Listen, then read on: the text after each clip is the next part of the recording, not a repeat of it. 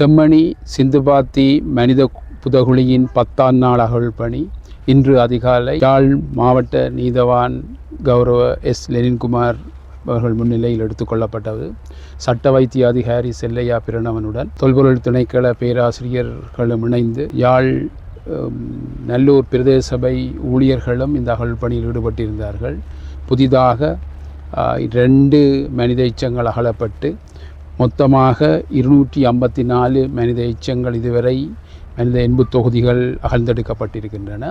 259 மனித எச்சங்கள் அடையாளப்படுத்தப்பட்டிருக்கின்றன.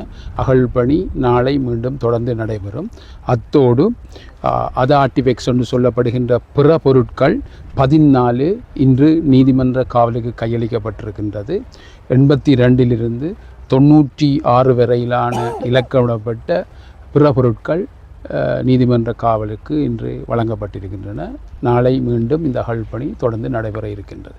அதிகமாக நேற்று இன்றைய நாட்களில் சிறுவர்களுடைய மனித எண்பு தொகுதிகள் தான் அடையாளப்படுத்தப்பட்டு எடுக்கப்பட்டு கொண்டிருக்கின்றன. இன்று 2 எடுக்கப்பட்டிருக்கின்றன, 4 அடையாளப்படுத்த இதுவரை நம்பர் போடையில் உங்களுக்கு தெரியும். ஒன்று அடையாளப்படுத்தப்படுவதென்றால் மண்டையோட்டு எண்பு தொகுதியிலிருந்து பாதம் வரையான பகுதிகள் மண் சுத்தப்படுத்தப்பட்டு அதனுடைய படம் வரியப்பட்டு இலக்கம் வழங்கப்பட்ட பின்புதான் அதுக்கான நம்பர் கொடுக்கப்படும். அந்த பகுதிக்குள் நுழையப்பட்டிருக்கின்றபடியால் அது இன்னும் அடையாளப்படுத்தப்படவில்லை, நம்பர் வழங்கப்படவில்லை.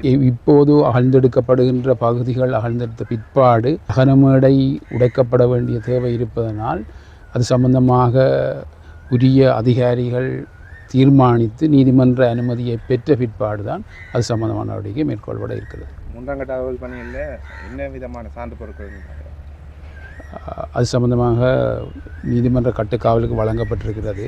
பிற பொருட்களாக காசு, இரும்புத்தோடு, தகடு போன்ற பொருட்கள் இதில் வழங்கப்பட்டிருக்கின்றன.